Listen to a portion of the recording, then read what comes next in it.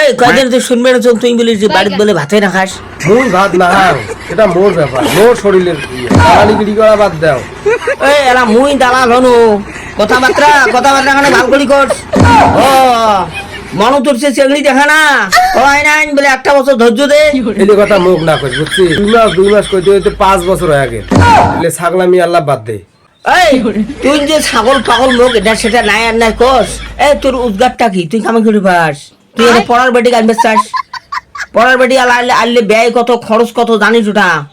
এ allow নিজের পেটের ভাত যোগবার না পাস, তাতে তুই আরো এলাই বিয়ে চাস। আমার গ্রামে তো আরো ভাই চেওড়াগুলি আছে, গাঞ্জা খায় মদ খায়, ইনকাম কিচ্ছু করে না, তাহলে আমরা ভাই এখানে বসে পেয়েছে। শালা এই কোন অবজেক্টিভ লোকের কথা কয় রে? এই তুই কি তো ওই ফ্যামিলির লোক?